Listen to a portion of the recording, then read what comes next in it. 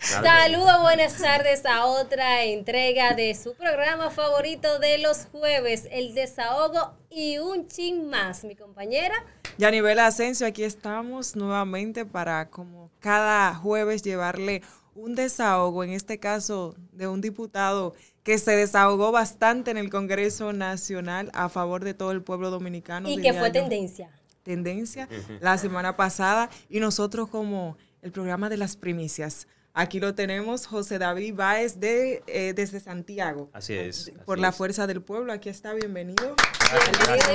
Gracias. Pegadísimo. Gracias, Yanivel. Gracias, Carolina, Gilbert, y a todos los televidentes de este maravilloso programa. Por eso me gusta estar con la juventud, porque la juventud es alegre. Aquí hay chispa, aquí hay Claro chispa. que sí, hay chispa. Eso es candente y de verdad que nos encanta compartir con los jóvenes. Gracias por la invitación. Usted está famoso, José David. Se Sí. volvió famoso con esa defensa que tuvo en el Congreso la semana pasada, luego de que se depositara el proyecto de la reforma fiscal. Dice una gran amiga mía que la fama no es suficiente. Lo que uno persigue es el éxito. Y el éxito nuestro lo vamos a conseguir cuando el pueblo dominicano tenga la atención del gobierno que merece y que entonces las situaciones tradicionales de nuestro país se resuelvan, porque estamos cansados, como ya hemos dicho. Yo dije harto, pero es cierto, el pueblo por eso se identifica con este pronunciamiento, porque de verdad que vemos ir y venir presidentes, funcionarios, y los problemas latentes de la nación siguen permeando de la misma manera que cuando comienzan los gobiernos. Entonces no es posible. Necesitamos ya, de una vez y por todas, que se comience a poner atención. No más apagones, no más inflación de los alimentos de la canasta básica, no más dificultades para afrontar los problemas educativos que nosotros necesitamos afrontar para que realmente tengamos y podamos tener acceso a una educación de calidad. No más dificultades del tamaño que la tenemos en el Sistema Nacional de Salud, donde yo digo que aquí tenemos, aunque en Rusia y en Israel, ¿verdad? Allá y aquí están en guerra. Nosotros aquí estamos en una guerra permanente. Igual allá mueren y aquí mueren también. Solo que aquí no estamos en guerra con otro país. Nosotros estamos en guerra aquí con el sistema.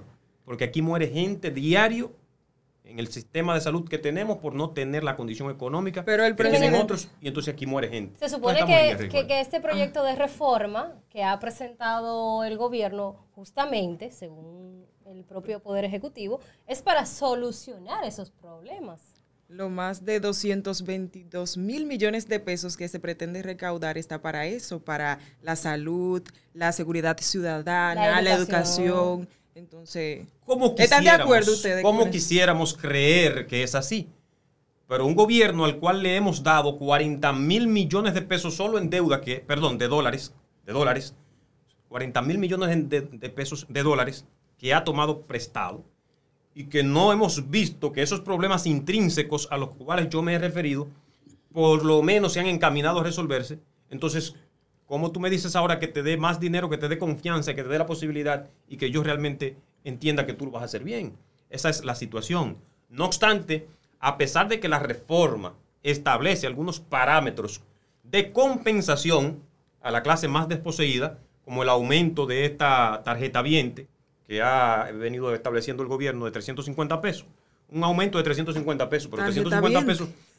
¿Qué es lo que está Sí, la tarjeta viente, los tarjetavientes son los que son beneficiarios de la De tarjeta. tarjeta De la tarjeta de Yo pensaba solidaridad. que era un de- artículo. como ellos le Término llaman. que- Sí, ese programa social que el gobierno implementa para afrontar la dificultad de aquellos que están en estado de vulnerabilidad, ¿verdad? Que es el 60% de este país que está en los 3 quintiles: vulnerable, pobre y una clase media baja, según el Banco Central. Entonces, para los vulnerables es que tienen acceso a ese nivel de beneficio de esos 350 pesos más que ellos prometen en esa reforma. No obstante, el impacto que ha de traer la reforma de ninguna manera va a poder compensarse con ese beneficio. Primero, ¿por qué? Porque la base imponible, o sea, a la cual estamos poniendo el impuesto, si bien es cierto que en su mayoría va a ser afectada principalmente a la clase media que no recibe eso y que tampoco con ese poquito recurso no va a resolver nada porque la clase media. Pero también, ¿qué vemos nosotros? Que la clase baja, esa clase que está por debajo del primer quintil, como decimos, en el primer quintil, ¿qué sucede? Que los centros comerciales, los negocios, ¿verdad? Colmados, pulperías, como usted le llame, donde la gente, los mismos supermercados, le pasan inmediatamente el impuesto que se coloca, se lo pasan al consumidor. Porque no es verdad que el comerciante lo va a pagar. ¿Qué es lo que hacen? Que se lo pasan al consumidor. Y en tal sentido, ya hoy usted va a comenzar a ver especulación en el precio de los alimentos. No, que ya lo hay. Y tenemos una dirección de Proconsumidor que por más que Eddie Alcántara diga, no es verdad, que no funciona, no resuelven nada. No prestan atención a nada. Y en tal sentido, nosotros, como está la reforma, en la forma que se ha sometido, estamos opuestos. A todo, en todos los puntos, claro, ustedes están en desacuerdo. ¿Cómo está? ¿Pudiera haber algún punto que nosotros entendamos que sí, que tiene, ¿verdad? Posibilidad de ser aceptado, pero como está de momento, estamos opuestos porque es más regresiva que progresiva, es decir, tiene un 60% de regresividad. Regresiva en el sentido de que afecta más a la clase menos pudiente. Por o sea, ejemplo, que es la que más va a ser afectada, y progresiva en el sentido de que nosotros exigimos que sea progresiva en el punto de que, como tú dices, compense las dificultades que provoca la clase que menos puede, pero que entonces su base imponible esté cargada más por lo que más tienen. Pero diputado, usted dice que ese proyecto de reforma fiscal afecta más a la clase menos pudiente. Sin embargo, por lo menos yo veo que quienes están gritando son los empresarios, lo que está en la industria del cine, sí, que es una industria millonaria. El turismo. Sí. Turismo por está eso te digo que hay puntos que pudiéramos referir. Lo que pasa es que están quitando una serie de exenciones que hay, que les beneficia, como el caso de la ley de cine, como el caso de la ley 158-01, que es del Consejo Nacional de Promoción del Turismo. Desarrollo. Sí. Entonces, del desarrollo del turismo. Entonces, ahí ellos están gritando. La industria del ron, que le están, ¿verdad?, sancionando porque le están aumentando. Y así, la industria textil, de Zona Franca, ¿verdad?, que le están quitando unas exenciones. Inmediatamente. ¿Usted está de acuerdo con que le quiten esas exenciones? Mira, nosotros recibimos hoy, estábamos en la Comisión de Hacienda, exactamente dejé parte para venir acá. Recibimos 4 asociaciones, los que estuve ahí, todavía quedaron con otra ya. Recibimos la Asociación de Industrias Dominicanos. Recibimos el Consejo Nacional de la Empresa Privada.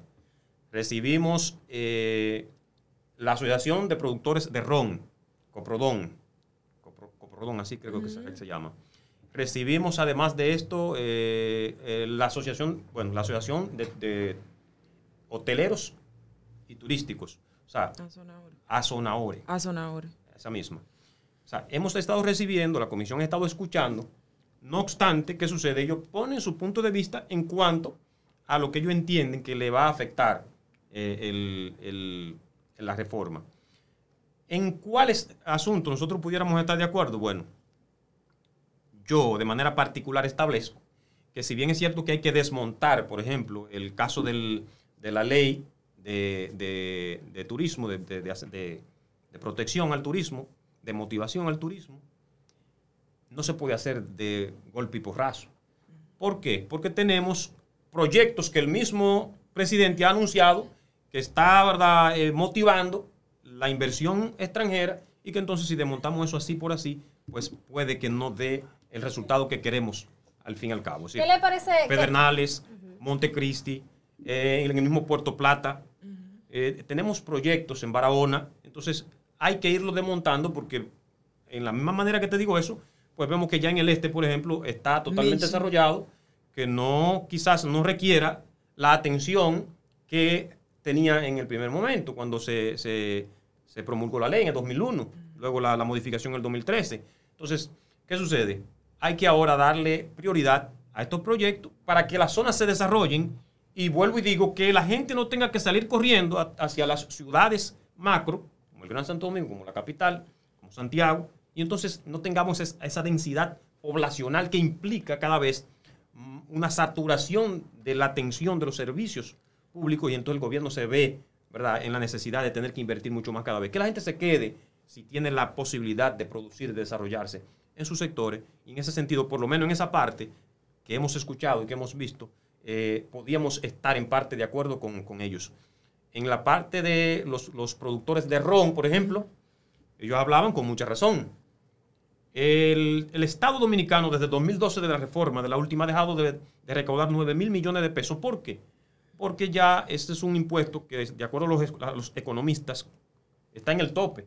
Es decir, está en un nivel donde el consumidor, en vez de pagar más impuestos, lo que hace es que deja de consumirte. Y entonces consumen otra cosa. Bueno, ustedes tienen aquí a República.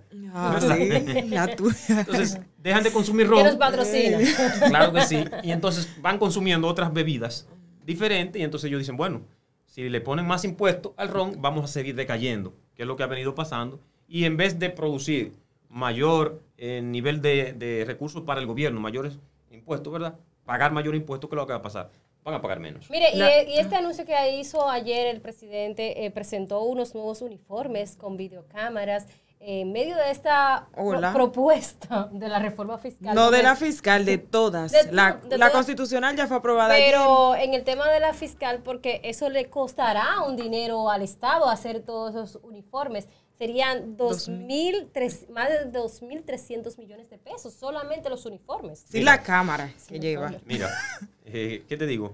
Nosotros ya hemos visto, ¿verdad?, que el que asesora al presidente es un armador de teatro y lo haga muy bien. Sí, claro que sí, es un guionista. Es un guionista. Bueno, vemos de aquí de la toma de posesión que la hicimos en el teatro, entonces ahora estamos montando todo un teatro. Lo de la reforma constitucional fue un teatro. Lamentablemente, y yo lamento que hayamos tomado un tema tan importante como la modificación de nuestra Carta Magna para meter de golpe y porrazo ahora esto, que es exactamente el interés del gobierno. O sea, todo esto, nosotros la oposición nos cansamos de decir que la reforma constitucional no venía a resolver los problemas de la población inmediata. O sea, la población no está pidiendo eso. Nadie te está pidiendo eso. Es un asunto a largo plazo que tú quieres hacer. Bueno, pero ¿y por qué? Si es de interés nacional, si es de tu interés, ¿por qué no esperar por lo menos en el segundo año? Luego, más adelante, no. Había que distraer el pueblo, como ayer con los uniformes. Había que distraer el pueblo en esa reforma y a los congresistas,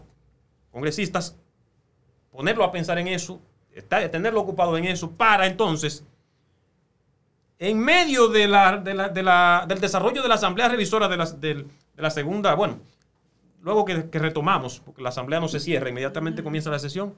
Después del primer receso, en el segundo, ahí se entra la reforma fiscal, cuando nosotros estamos reunidos y se deposita. ¿Usted cree que hay una presión ahí? El evento de la reforma constitucional es en el Congreso, es la cúspide de la legislación, de los eventos que pueden ocurrir en ese Congreso. Y en medio de ese proceso se introduce, se deposita una reforma fiscal. Pero ya tú tienes el Código Laboral, que es de interés de la población, en el Senado de la República. ¿Y cuál es el propósito entonces que persigue el gobierno? ¿Cuál es el propósito? Sencillamente pasarlo, crear una cortina de humo para cegar la gente y que se entienda que es algo bueno que está haciendo y que no haya tiempo de realmente desmenuzarlo, poder analizarlo bien y dar las respuestas que merece y el tratamiento que merecen leyes de ese tipo, ¿verdad? Una pieza como lo es la reforma fiscal, que merece todo el detenimiento, merece todo el análisis, todo el tecnicismo posible, el escuchar como el que más la población que se exprese. Hoy nosotros establecíamos, y espero que lo acoja el presidente, ¿verdad?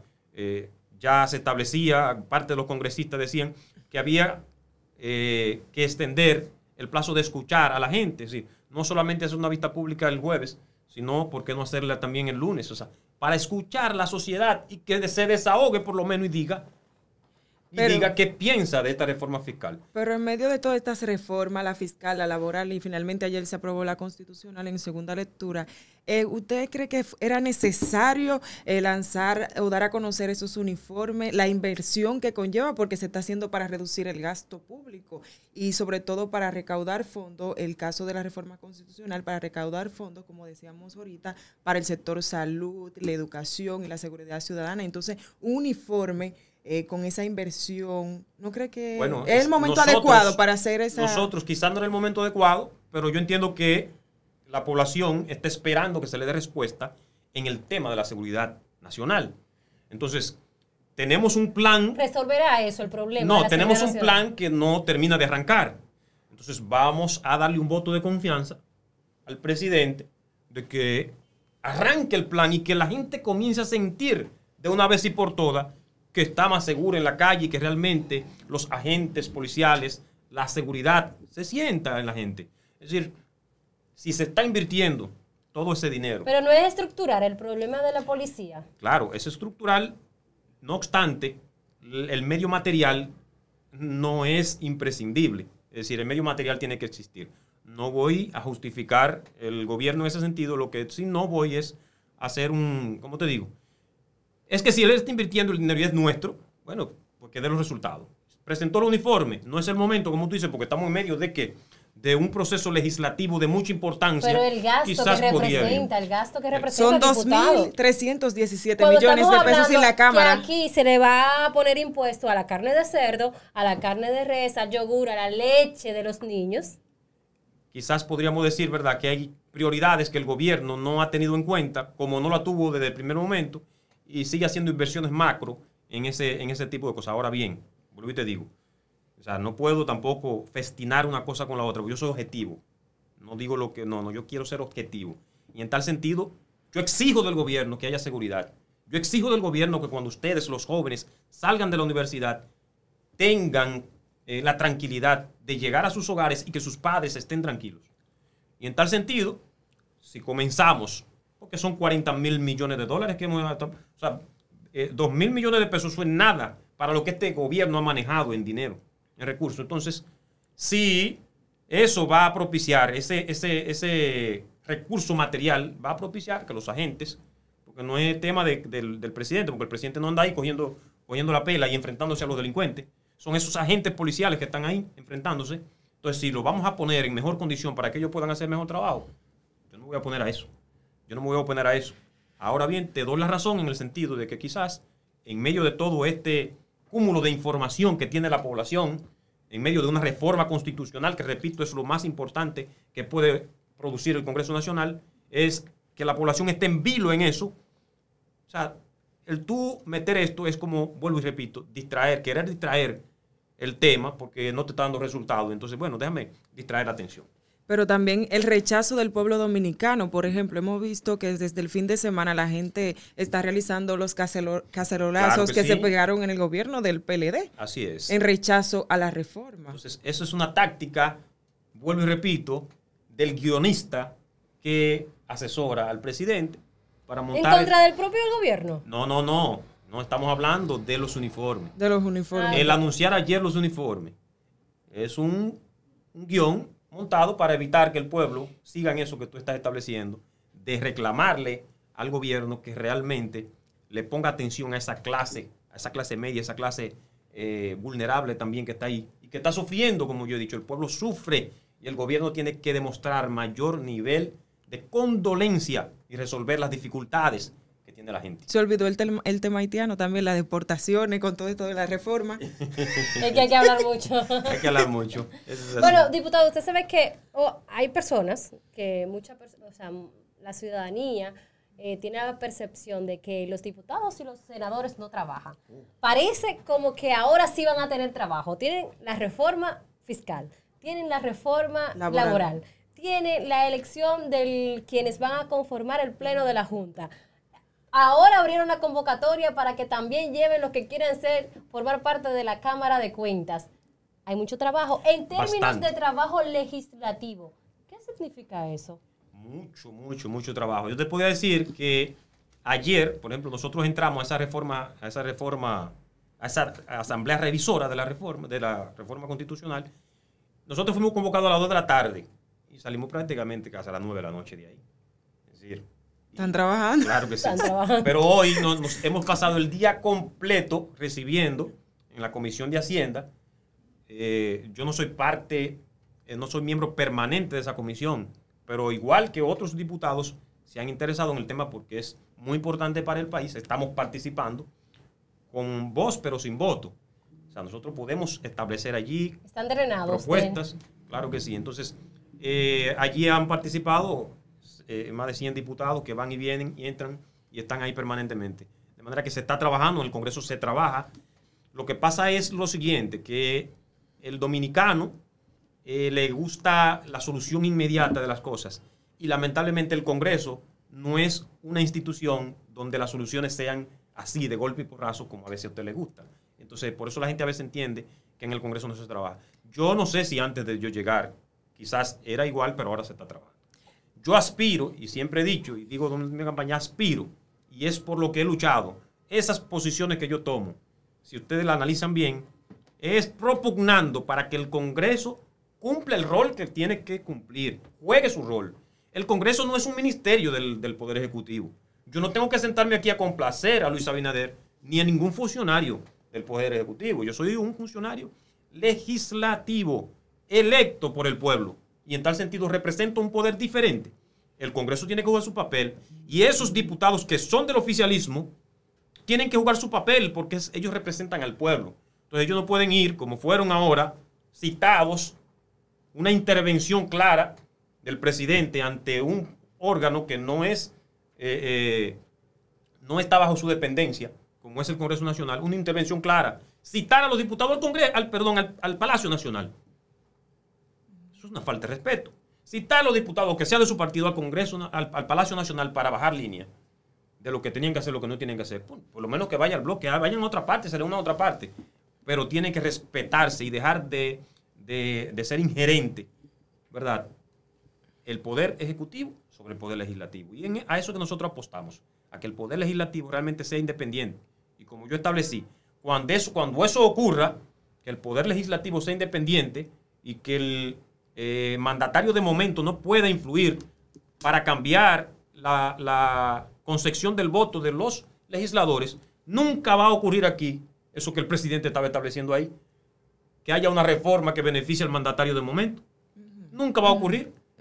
Mientras tanto, como lo tenemos de momento, inmediatamente vuelve a ocurrir lo que ocurre ahora y el presidente tenga otra concepción de lo que debe ser la Constitución, ya tú verás que va a venir otra reforma, porque va a inferir en el trabajo el presidente va a inferir en el trabajo del Congreso Nacional. José David, el candidato de ustedes es la Fuerza del Pueblo, porque todos sabemos en el PRM algo interno, han mandado cartas, sobre todo hay varios candidatos, que Carolina, que fulano.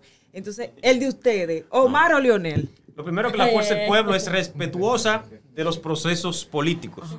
La campaña política terminó. La campaña del 28 no ha comenzado. Entonces, nosotros no tenemos candidato de momento. Ni es pero Leonel, no han perfilado, no ni sé. es Omar, ni es ninguno de los compañeros. Nosotros estamos en un congreso del partido, fortaleciendo nuestra estructura política. Leonel es el presidente de nuestro partido y líder de esta organización política.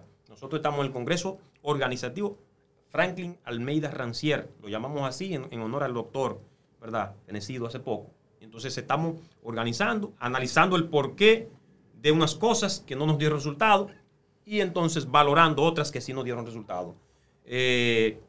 Vamos purificando la organización, vamos a decirlo así, auditando todas las estructuras, y entonces cuando salgamos de ese congreso ya organizativo de nuestra estructura, entonces vamos al congreso que hemos denominado Congreso Manolo Tavares Manolo Tavares Justo, que va a ser el congreso elector.